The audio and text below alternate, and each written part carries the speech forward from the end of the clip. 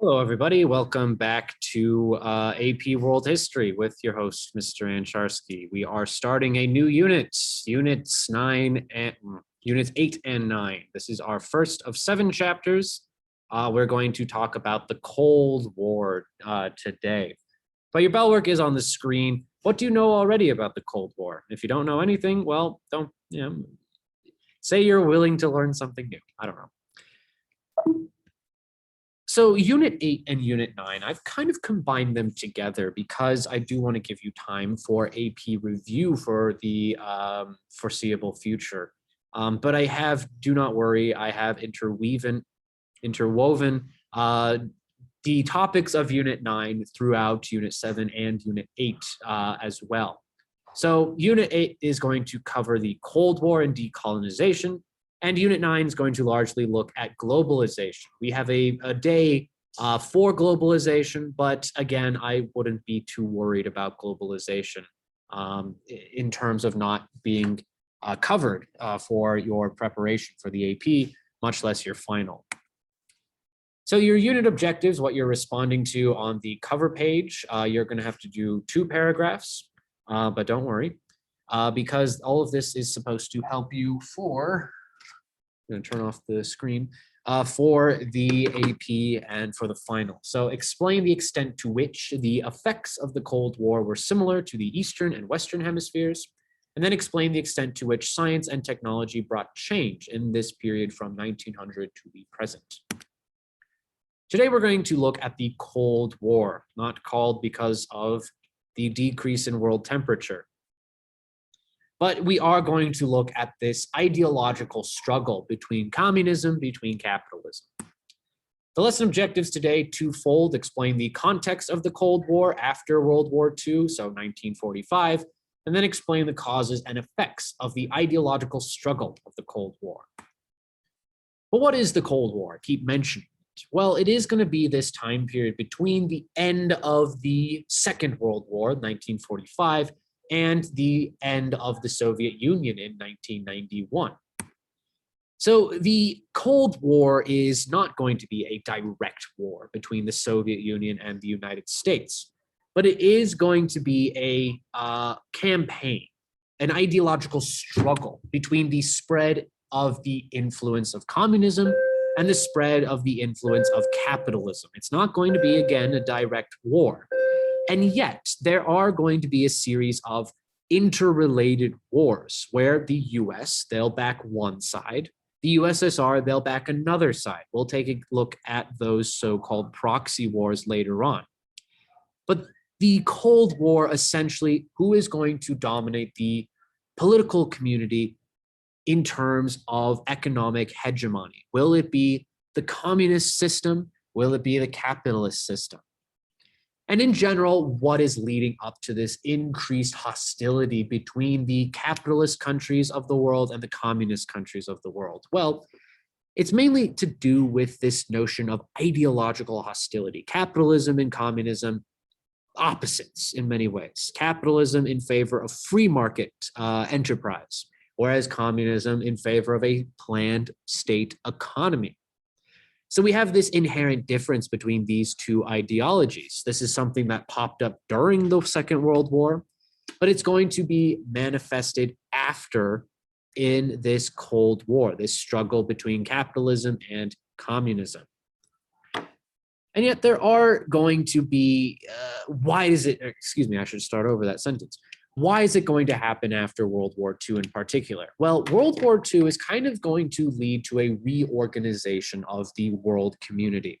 On the one hand, we have the liberation of Europe and East Asia from the Nazis and the Japanese, but we're also going to see decolonization, both formally and informally, in Africa and East Asia, for the formal side, and informally in Latin America. Remember, Latin America was, and arguably is, a sort of area where the Western countries, primarily the United States, has intense economic control. So we have a disagreement of what these recently freed countries will look like in terms of their economies, in terms of their political systems. Will they be more like the Soviet Union? Will they be more like the capitalist USA? But we're also going to see, as a result of the Second World War, we are going to see a vast increase in military budgets around the world as a part of this need to, quote unquote, defend countries from the spread of communism versus the spread of capitalism. So we are going to see a rapid increase in military industries, not only on the sizes of the military themselves, but also nuclear weapons. Nuclear weapons going to be a major symbol of the Cold War because, well, you can't have the other side have more nuclear weapons. There's going to be an intense arms race between the Americans and the Soviets about who should control the global share of nuclear weapons. So we should look at what countries are involved or not involved, as we'll see in a second, in the Cold War. Well, on the one hand, we have the so-called First World. This is basically the United States and its industrialized capitalist allies. These are places like Japan, Great Britain, and France. So the First World generally pro-United States, but also heavily industrialized and, of course, capitalist. The Second World, well, they're going to be the opponents to the United States, places like the Soviet Union, an industrialized communist society. They are going to be joined by the Chinese and the Cubans. These are also industrialized communist societies by the Cold War.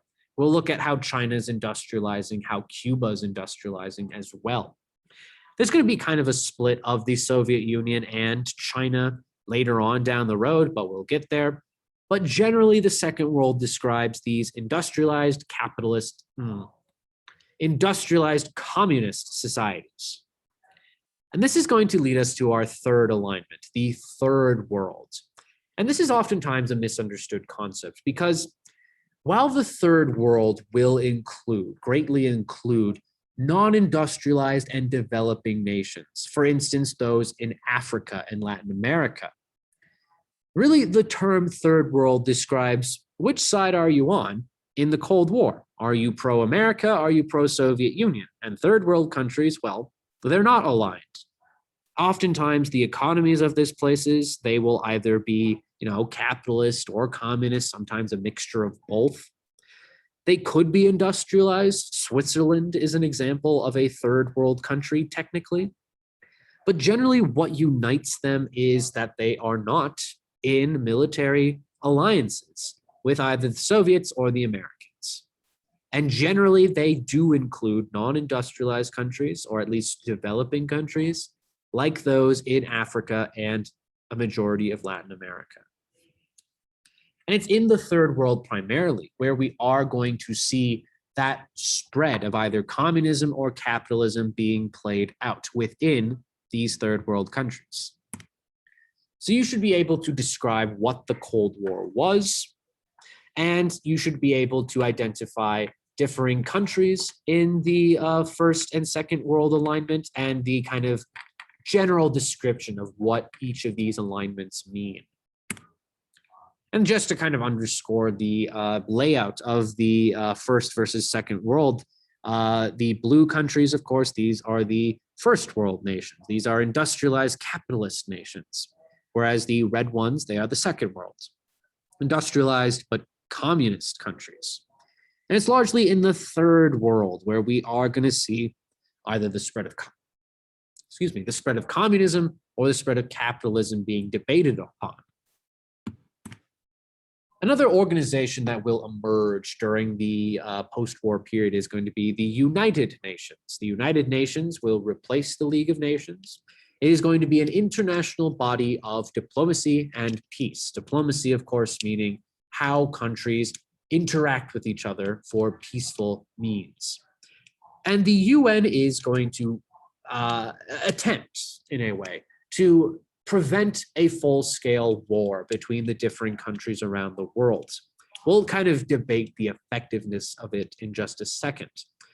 But just before we do that, what's the general structure? Well, there's going to be a general assembly.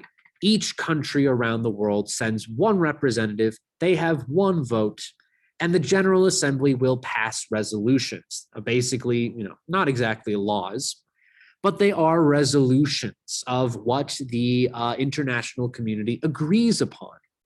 They are going to elect a general secretary, and this is kind of the supervisor of the General Assembly.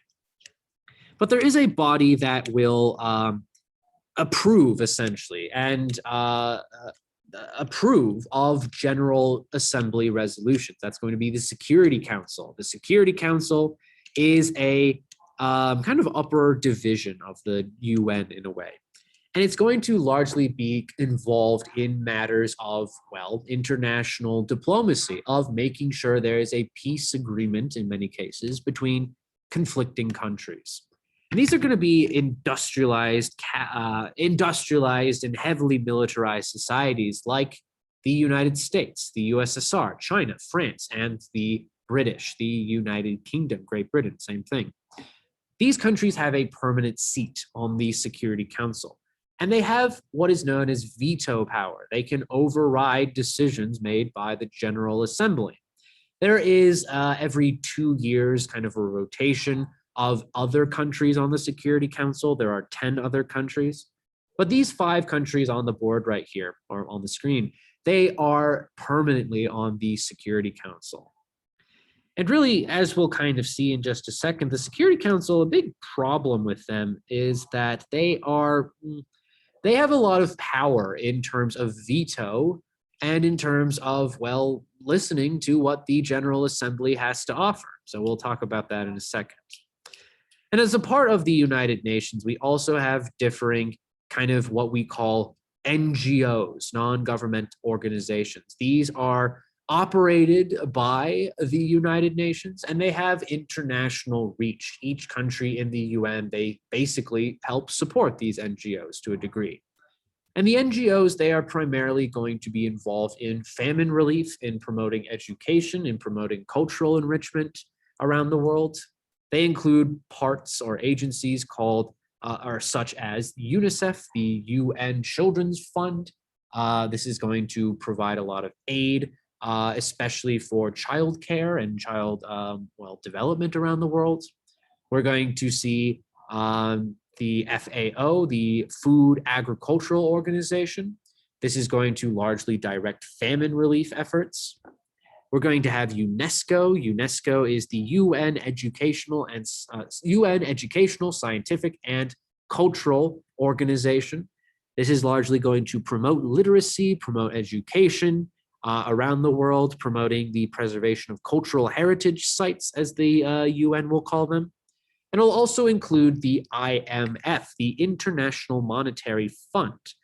The International Monetary Fund is an organization headed by the United Nations, and it is going to essentially be kind of a organization, an international finance institution that is going to be not exactly within the scope, or excuse me, it is in the scope. It is in the scope of the United Nations, but it is primarily for the purpose of promoting kind of international cooperation between these different trading communities. It is all about fostering economic growth through the through the availability of loans. Primarily third world countries, developing nations will take out these loans to encourage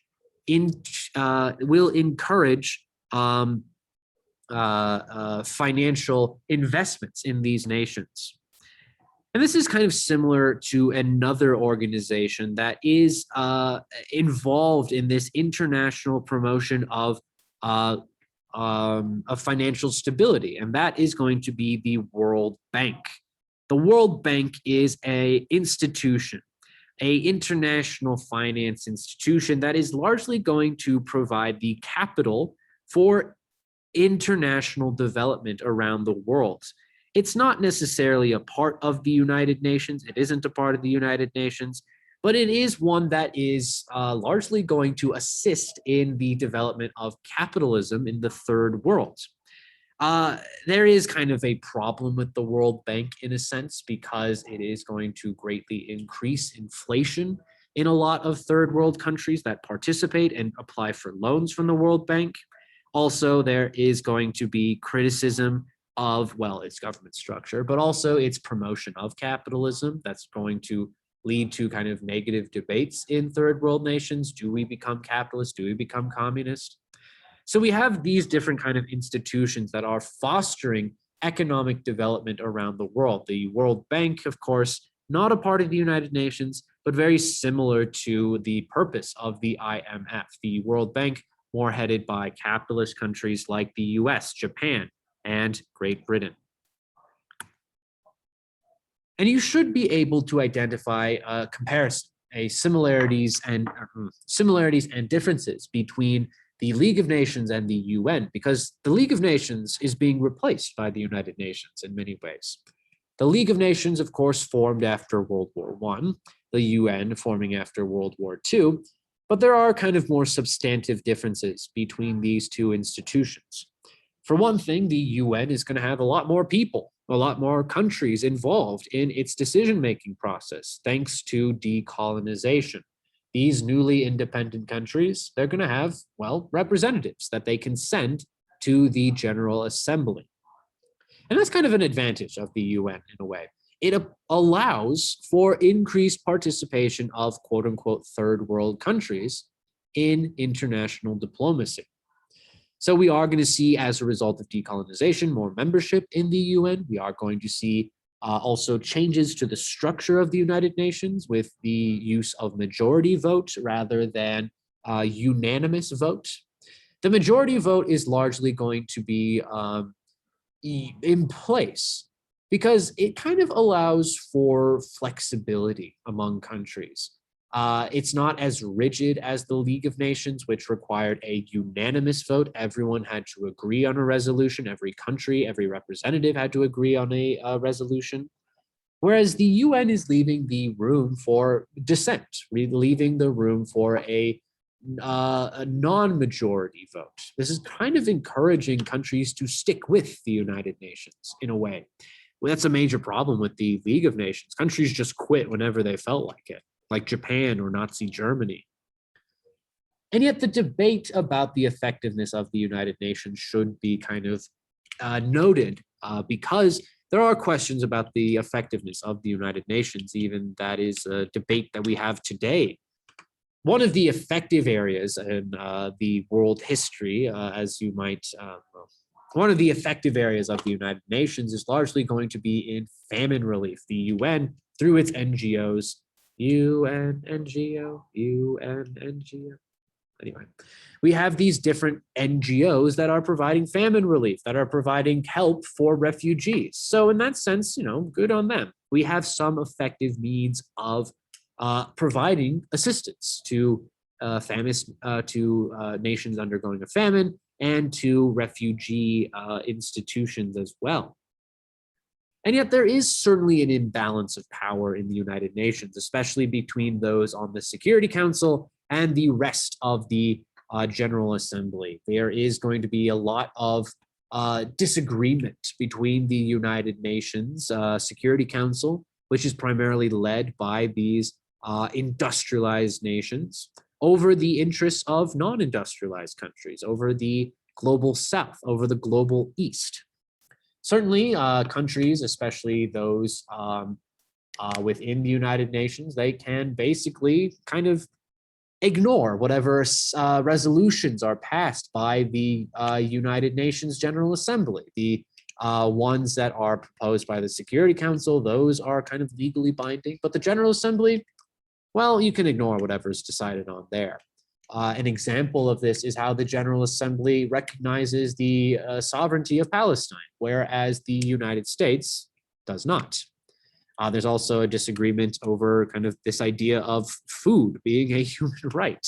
That's not something that will be agreed upon by the United States or, well, Israel as well. So we have these kind of differing these imbalance of power between industrialized countries and non-industrialized countries. So that's kind of a way to question the effectiveness of the UN.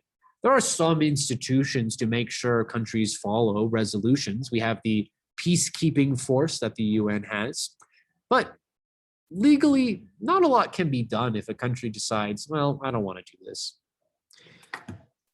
And not to overcomplicate things, but this is basically what the United Nations looks like in terms of its structure. You have you have the Security Council. They basically decide upon these resolutions that will be recommended and passed in the General Assembly. The General Secretary is in charge of implementing policy, largely of directing these UN organizations like the FAO, like UNESCO, like WHO, like the World Trade Organization. The General Assembly also manages the International Court of Justice and the Economic and Social Council as well. And the use of the peacekeeping forces, that has to be decided upon by the Security Council. So you should be able to compare and contrast the League of Nations and the United Nations. But let's look more specifically about the Cold War and the development of Cold War strategy. So let's take a look, let's take a look first at post-World War II tensions that are emerging between the Soviets and the Americans, primarily.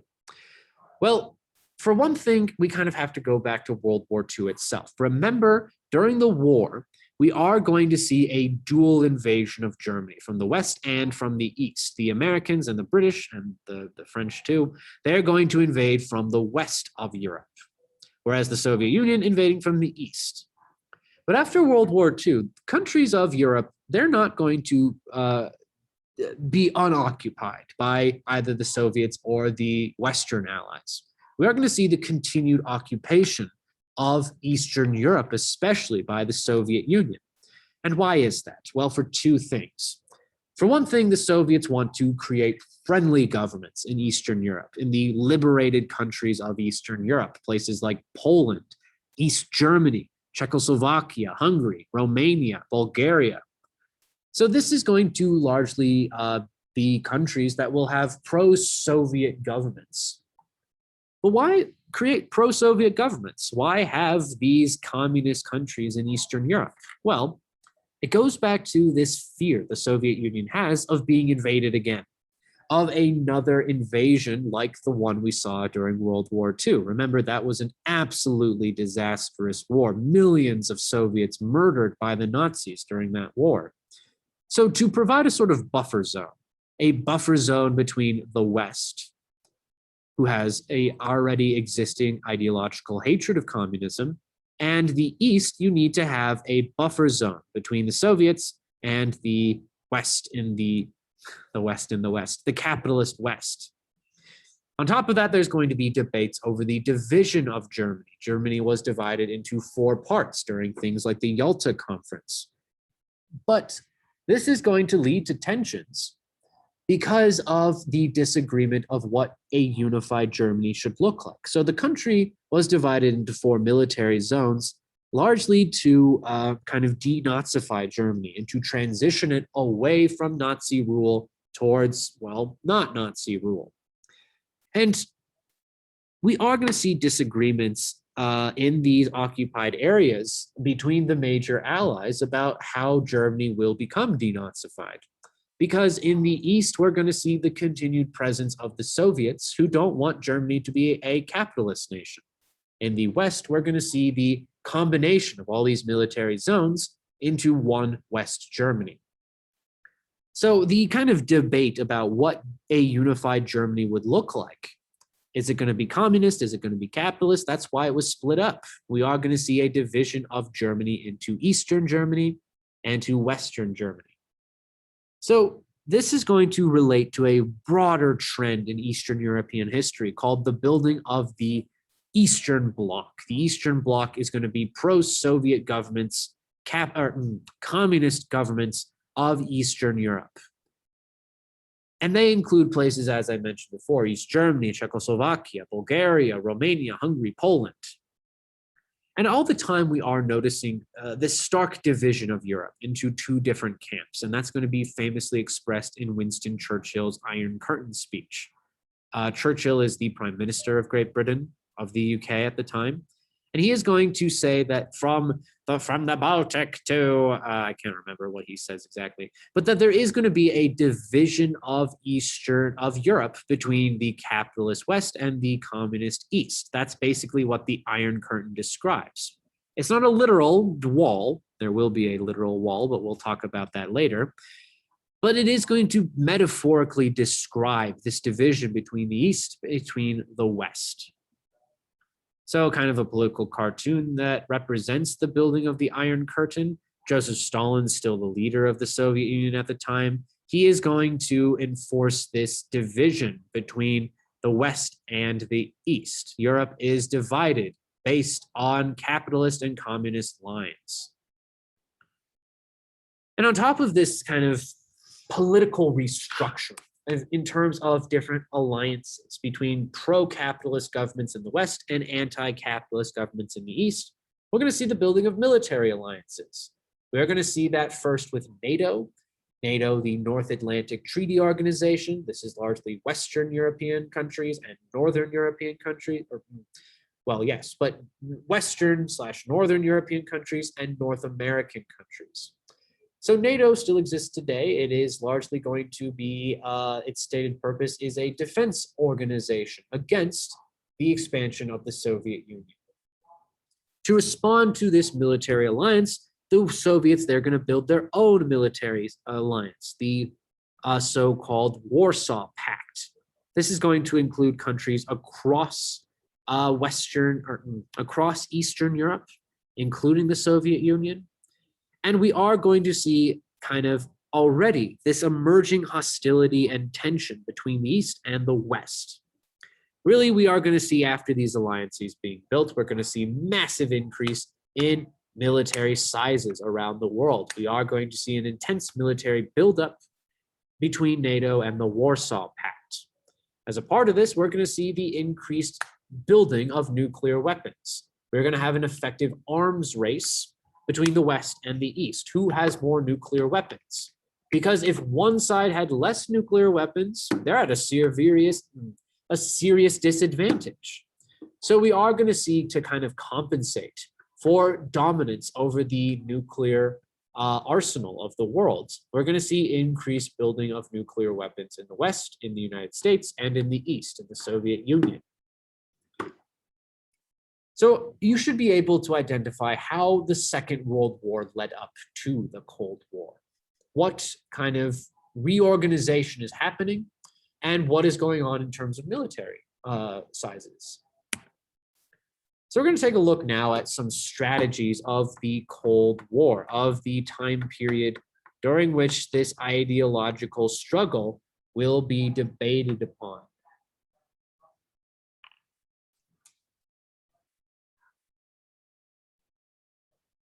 I'll look at that later. So let's take a look at some strategies during the Cold War. Well, let's turn our attention now to what is going on in the Western world. Let's keep going. So let's take a gander now at the United States. Let's take a look at the Western strategy to prevent the spread of communism. And that is going to be through the generous use of foreign aid. How do we build up the economies and societies of Western Europe to prevent them from going all communist on us? And this is very much in line with a theory that is emerging in the United States called containment. The notion of containing communism to just the Soviet Union, to just the Eastern Bloc.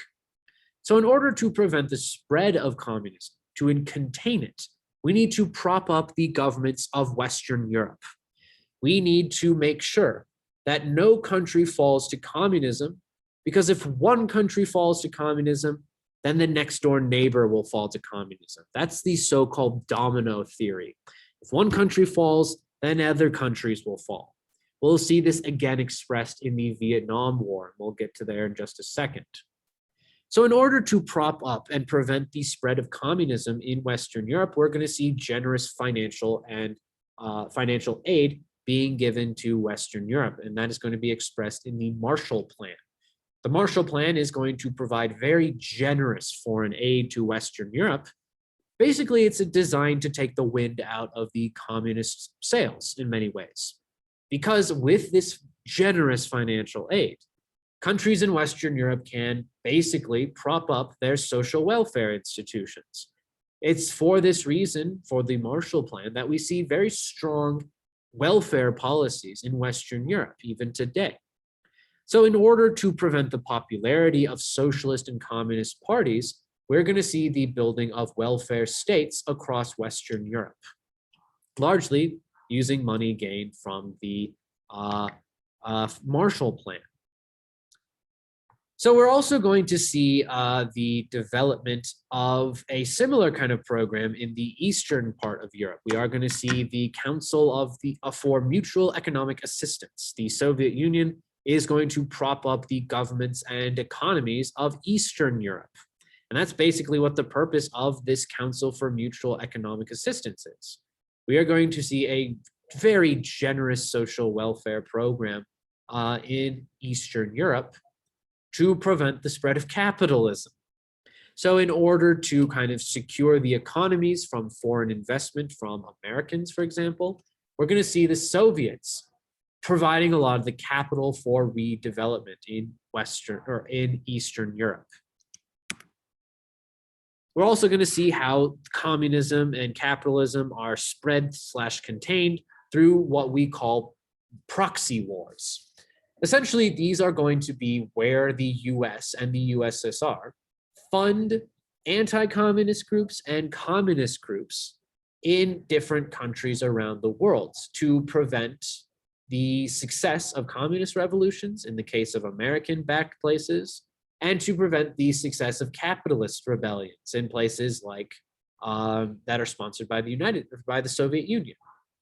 So proxy wars generally, they describe how countries like the Soviet Union, like the United States, they are funding and aiding movements around the world in the interest of the spread of their particular ideology. This is primarily going to play out in the third world, in places like Africa, in places like the Middle East, in places like Latin America. And this is going to mostly be a covert effort. We are going to see how various spy agencies, the CIA in the United States, the KGB in the Soviet Union, they are going to support efforts in the third world, either for communism in the case of the KGB or anti-communism in the case of the CIA. So we are going to see various military coups around the world if one side tended to favor either the Soviets or the Americans. So as an example of a proxy war, we'll talk more about the CIA and the Korean War and the Vietnam War later. But as an example of these proxy wars, we have Korea, the Korean War. We have in the north, that is being backed by the Soviet Union and the Chinese, whereas the south, that's being backed by the Americans and the capitalists. In Iran, to use an example of covert operation, we're going to see the overthrowing of a socialist who was democratically elected. And in favor, we are going to see a capitalist government come into power, a very brutal and repressive one, I should note. So oftentimes this CIA intervention is going to lead to support of, well, fascist governments, or at least very capitalist authoritarian governments. We're going to see that in South Korea. We're going to see that in South Vietnam. We're going to see that in Iran. We're going to see that in Guatemala. And this is at the same time where we are seeing the development of different kind of doctrines of how to best deal with the Soviet Union. On the one hand, we have the so-called Truman Doctrine. The Truman Doctrine essentially is going to say, we will provide support for any country facing a communist insurgency. We are going to supply the Greeks, for example, in their fight against a communist movement there. We are going to see the aiding of anti-communists in Turkey as well.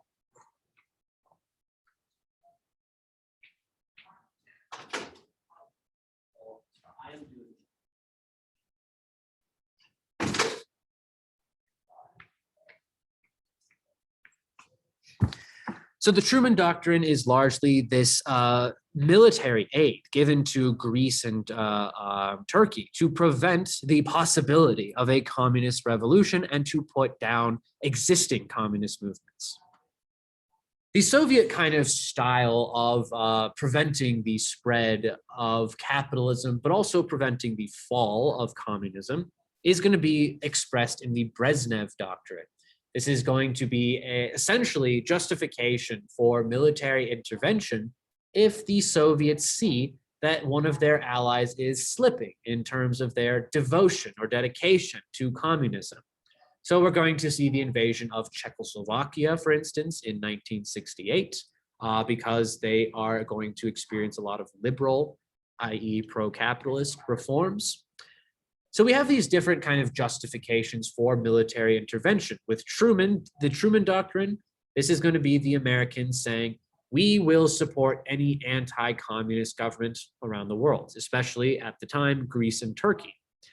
And from the Soviets, we are going to see the Brezhnev Doctrine to justify any military intervention in favor of communism. We're going to see this kind of play out first with the Berlin blockade. I'm going to basically draw what's going on because it is a little complicated. So remember, Germany was divided into those 4 sections, but the capitalist countries of France, Great Britain, and the United States, they're going to merge theirs together and form West Germany, whereas the Soviets, they're going to form East Germany.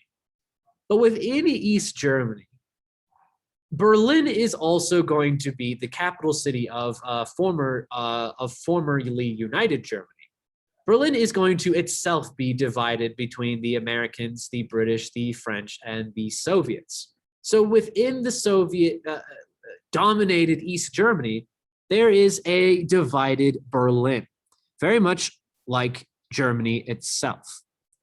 And in 1947, kind of worried that there was literally an outpost of capitalism within the Eastern Bloc, Joseph Stalin is going to suspend all aid going towards West Berlin. And that is going to force the Western countries to airlift and drop in foreign support towards these countries. So we are going to have a Berlin blockade. That's kind of one very close example to an all-out war over this issue of how we divide territory following the Second World War. So we have the Berlin blockade going on. And eventually we are going to see kind of as a preventatory measure to prevent Eastern Germans from fleeing to the capitalist West. We're going to see the building of a wall around West Berlin. And this is going to be a very kind of symbolic notion of the Cold War, this Berlin Wall, dividing a city between the capitalist West and the communist East. West Berlin is a fascinating kind of example of like how people lived there, because in order to get like supplies and stuff, it would need to be airlifted in, but also kind of convoys going to West Berlin. They would have to kind of black out their windows and their cars in order to get to West Berlin. So it is an example kind of these tensions within these countries that are involved in the Cold War.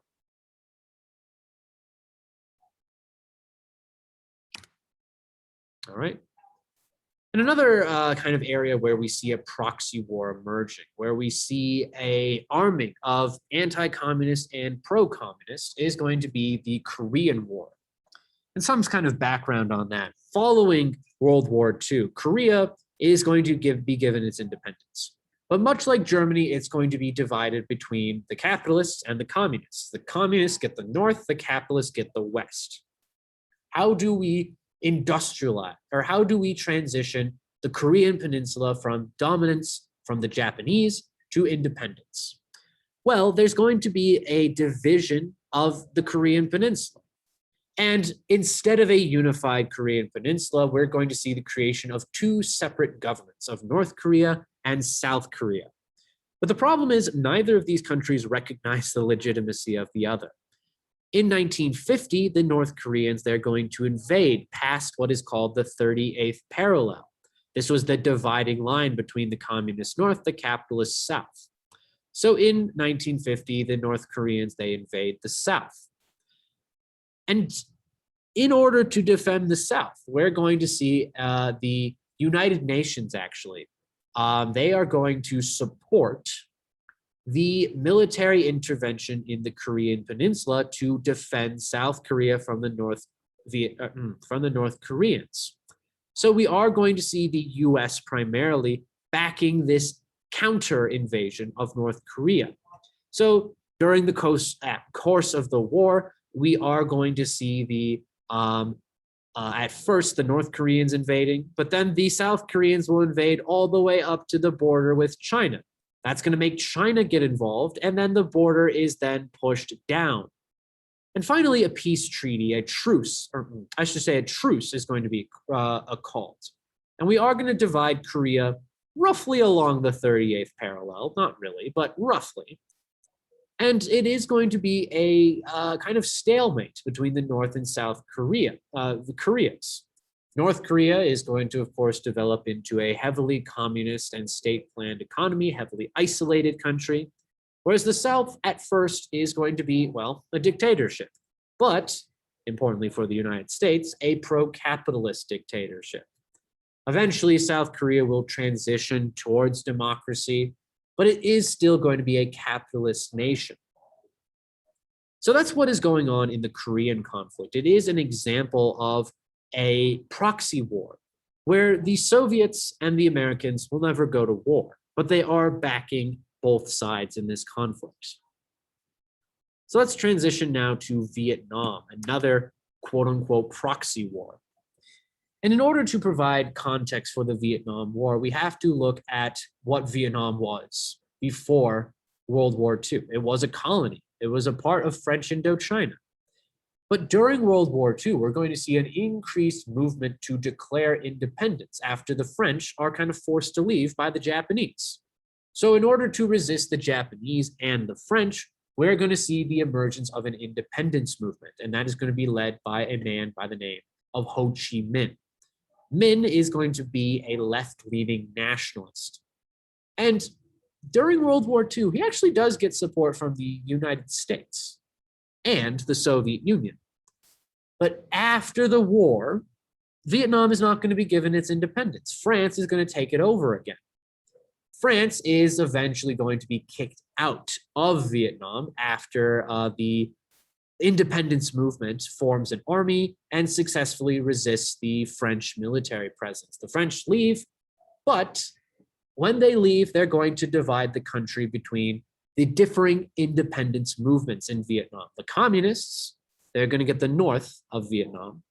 The anti-communists, they're going to get the south of Vietnam. So after French independence in 1956, Vietnam becomes the north and it becomes the south. There's supposed to be an election that's held to unify the country, but it looks like the Communist Party is going to win. So we are going to see the South Vietnamese, backed up by the United States, basically say, no, we are never uniting with North Vietnam. We are our own independent country. We will defend our country from any communist rebellion. However, there is going to be a lot of increased tensions within Vietnam between the North and the South. We are going to see a civil war breakout in Vietnam, and we are going to see a conflict between the Soviet and communist-backed Northern Vietnamese against the American-backed Southern Vietnamese. But the South Vietnamese government is insanely corrupt. It is insanely authoritarian, and it's very, very intensely impoverished by this very unequal implementation of capitalism.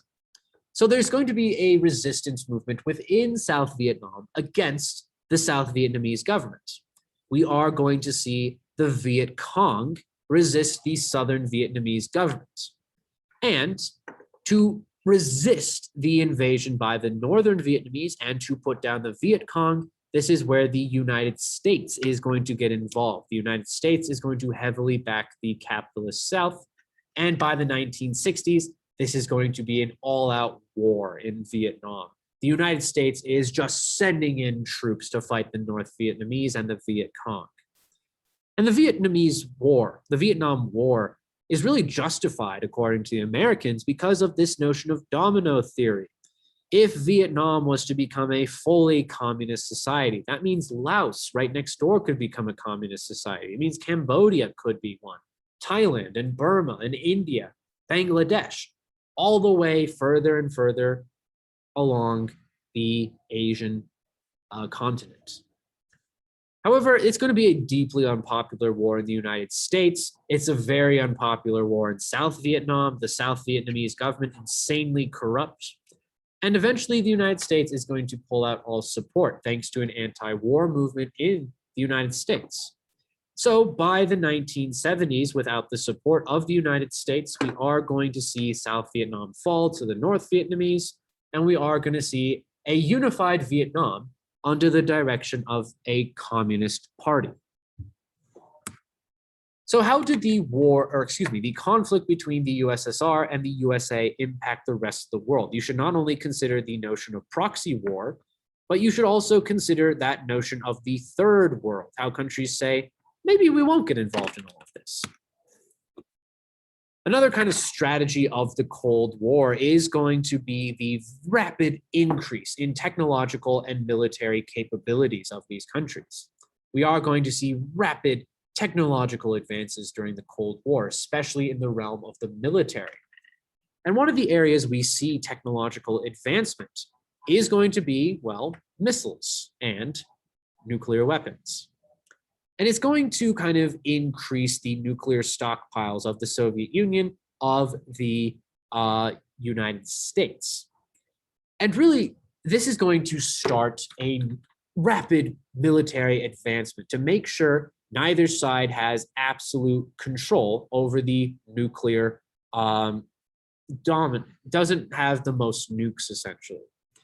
And really, this is kind of a way to keep the peace when you think about it. This is the notion of mutually assured destruction. Can we prevent war if we are so evenly matched? The notion of MAD is kind of influencing a lot of Cold War foreign policy, and especially this notion of brinksmanship. Brinksmanship essentially is going to as far as the literal declaration of war as possible to get what you want from a foreign country. So it's the threat of nuclear war and getting as close as that as possible. That's basically what brinksmanship is. It's a way to conduct foreign policy. It's basically a game of chicken. Who's going to back down first in order for us to get what we want? And I'm going to show an example of brinksmanship in just a second, but just kind of a few terms. Deterrent, something that prevents something else. And one of these nuclear weapons that's being developed, a much more devastating atom bomb, is the hydrogen bomb or the H-bomb. But the primary example of brinksmanship and the closest that the world will come to nuclear conflict is going to be the Cuban Missile Crisis. Basically, who's going to back down in this crisis first? Will it be the Soviets? Will it be the United States? And really, let's get some context for what the Cuban Missile Crisis is. Because throughout the Cold War, especially in the early 1960s, the United States is going to build up its nuclear stockpile, not only within the country, but in countries neighboring the Soviet Union, in places like Italy and Turkey. These places will see US missile bases. But events in 1959 are going to change kind of the situation in the Western Hemisphere. In 1959, there's going to be a successful communist revolution in Cuba, and we'll talk about that more later on. But why is this important? Well, it means there's a communist country 90 miles away from Florida, 90 miles away from the United States, a Soviet ally on the doorstep of the United States. And the United States is very aggressive in its actions against Cuba. They're basically going to threaten to invade Cuba. They'll try to do that at the Bay of Pigs. We'll talk about that later. But the threat of an American military invasion, and in order to kind of get the pressure off from Turkey and Italy, we're going to see the Soviets and the Cubans agree on putting missiles in Cuba. This is extremely worrisome for the United States. The United States is like, oh my God, we can't have nuclear missiles aimed at us on our doorstep. We have to invade Cuba. And that's going to have a huge kind of threat to the Soviet Union. They're going to say, if you invade, we'll declare war on you. We'll use our nuclear weapons. However, cooler heads are going to prevail. We are luckily going to see the victory of international diplomacy. We are going to see both sides realize to a degree, hey, we could absolutely destroy the world if we keep going on with this very aggressive foreign policy, especially with nuclear weapons.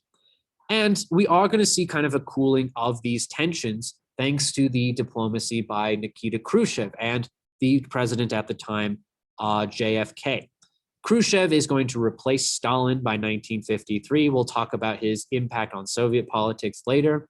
But Khrushchev is going to initiate a lot of kind of easing of tensions. Oh my God, we got this close to nuclear war. And luckily, JFK realized we almost got that close to nuclear war as well. So we are going to see kind of a cooling of the Cold War thanks to how close we got during the Cuban Missile Crisis. And yet at the same time, we are going to see kind of other ways that the Cold War will manifest itself. And that's going to be through the technological race known as the space race. The space race is a time period between the launching of Sputnik, the world's first artificial satellite, and really at the end of the Soviet Union, 1991.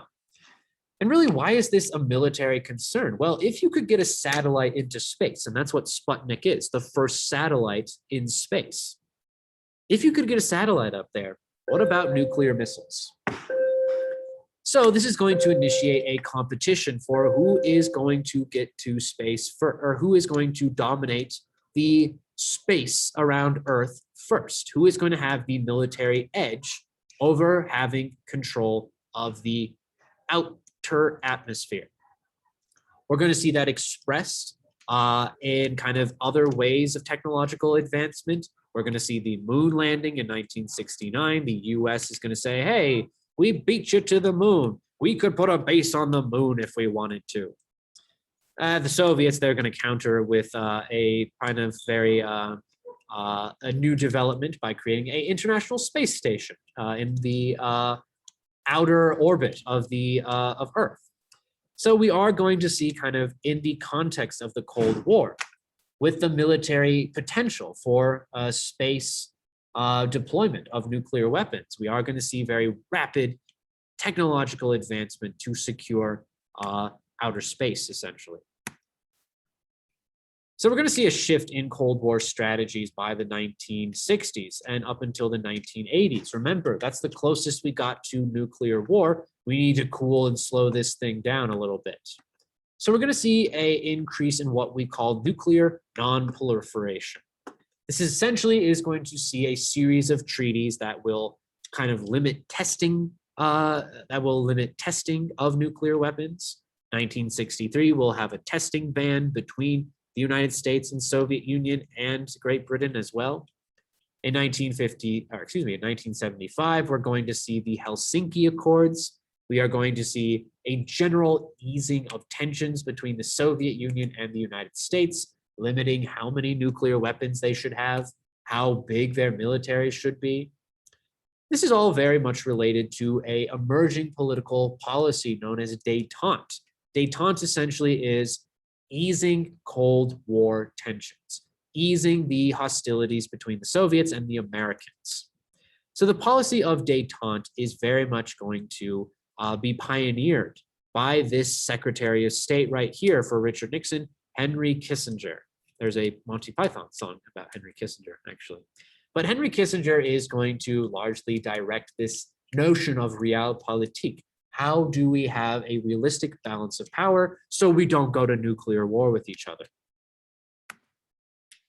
So let's take attention now at what society looks like during the Cold War. We'll first take a look at the Soviet Union, then we'll take a look at Western Europe, and then we'll take a look at the United States.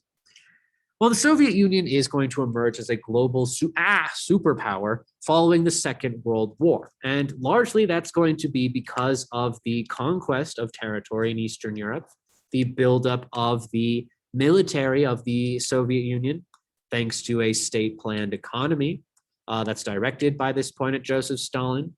The military production of the Soviet Union is going to allow for technological developments, not only in space, but in weaponry as well. Atomic bombs are being built, the H-bomb by 1952.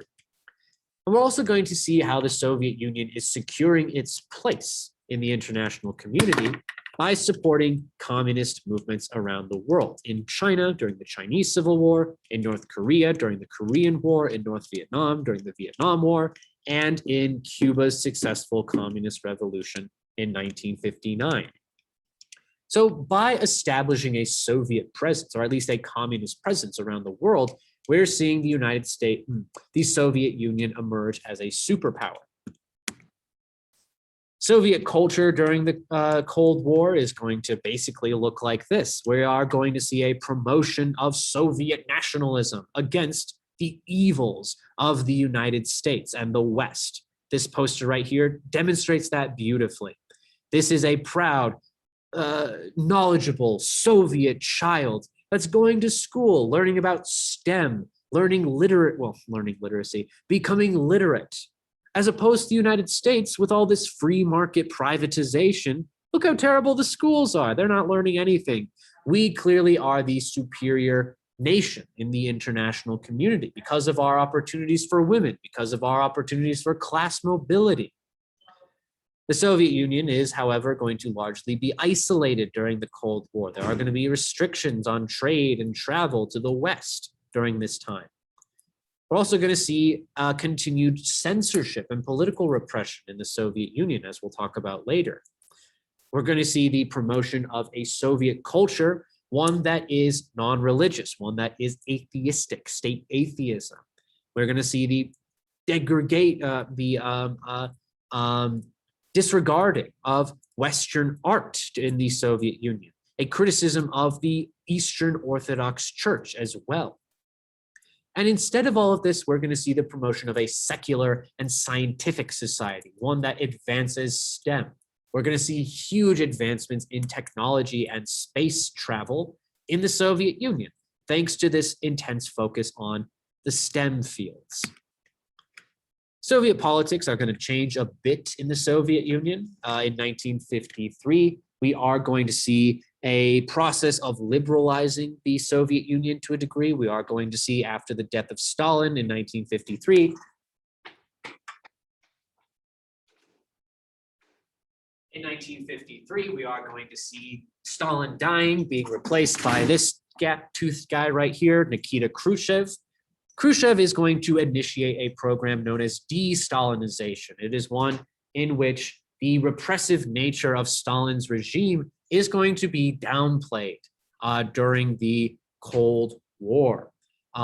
Stalin's kind of iron grip of the country is loosening. There's going to be a lot more criticism of the government that's allowed. And yet, de-Stalinization is not going to open up the country for democracy. We certainly are going to see a very repressive government still emerge in the Soviet Union, even though we have kind of a loosening of the worst restrictions that were imposed by Stalin. On top of that, we are going to see a heavily bureaucratized government, one that is extremely slow in terms of addressing the concerns of everyday people. And yet, at the same time, we're seeing more funding towards the welfare state. We are going to see kind of a guaranteeing of jobs and income and food supply as well during this time. So we are going to see a heavily expanded welfare state in the Soviet Union. And even though things aren't wonderful in the Soviet Union in terms of politics, in terms of even basic luxuries and the ability to go outside of the Soviet Union, kind of everyone has something. Everyone has a little bit. At least there is not starvation in the streets. There is enough food to go around. We have equal food distribution. So that's something you should kind of consider when we discuss kind of these differences between these Soviet Cold War society and the American Cold War society. There's intense industrialization in the Soviet Union. Gender equality is promoted, of course, due to this kind of idea of communist feminism that we talked about with Stalin. And yet it still has some problems that remain. We are going to see, of course, it is a patriarchal society for the most part, at least culturally and socially, if not politically. So kind of what I hinted to is that while we do have these political problems, and while life isn't luxurious in the Soviet Union, there are opportunities for groups that didn't have opportunities before, for women, for for different groups of people around the Soviet Union. Let's contrast this with the West. Let's contrast this with liberal democracy. Well, basically, we're going to ramp up the promotion of democracy to an overdrive in Western Europe. We are going to see people actively promote the notion of liberalism across Western Europe. And we are going to see this promotion of democracy, especially the language of democracy is something that is contrasting with the undemocratic nature of the Soviet Union. We are going to see the welfare state expand to, again, prevent the spread of communism, thanks to IMF loans, thanks to the Marshall Plan, thanks to World Bank assistance. But we're also going to see the strengthening of capitalist trade in Western Europe through the European Economic Community, through the common market. This is going to be an international organization within Western Europe that is promoting free trade, that is promoting economic unity within Western Europe to stand up against the East, against the communists in the Soviet Union. And this is going to be the institution that will become the European Union, what we still deal with today, the EU. But right now we are seeing this early creation of an economic union in Western Europe. We're going to wrap up now talking about American liberalism. What does American society look like during the Cold War? Because in many ways, historians call the 20th century the American century. This is the time when we are at our greatest, when we are an absolute superpower, a shining beacon of democracy and freedom and equality and all those wonderful American values. We are going to see, I'll call into question this in just a second. But during this time, we're also seeing the development of the welfare state. We are seeing its expansion. And yet, at the same time, a lot of money is going towards defense, going towards the military, not necessarily towards social welfare programs. This goes back to the notion of the military-industrial complex, that the whole of society is very much involved in the upkeep of the military industry, that government spends a massive amounts of money on the military industry. And this is preventing, in many ways, spending on social welfare programs. And that's going to be especially apparent after 1968 with the rise of the conservative movement in the United States. You'll learn about that more in APUSH.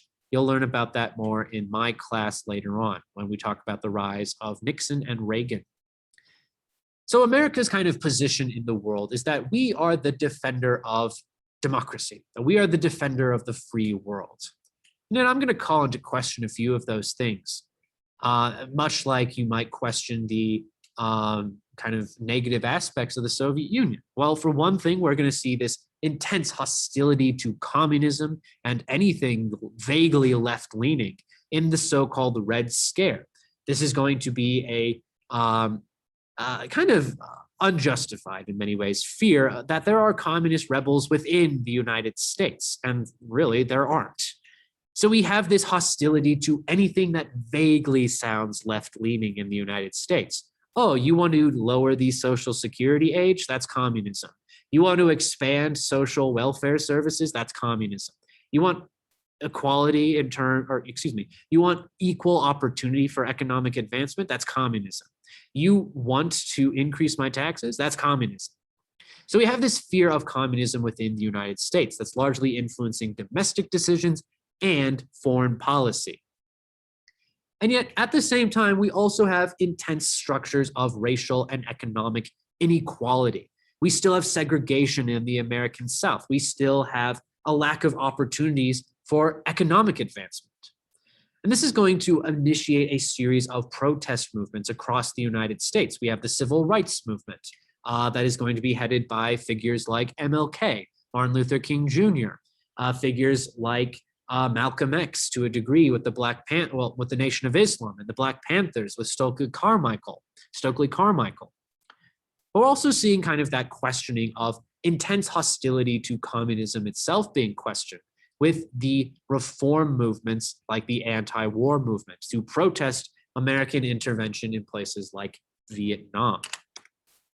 So you should be able to compare and contrast Soviet and Western societies. What are some problems in both places? What are some kind of positive things in both places? So I have a various amounts of videos at the end of this presentation, which of course you can find on Teams. Thank you for your attention. And this is a very fascinating lecture. If you have any questions, please let me know. Drop a like, buy that merch. Bye, everybody.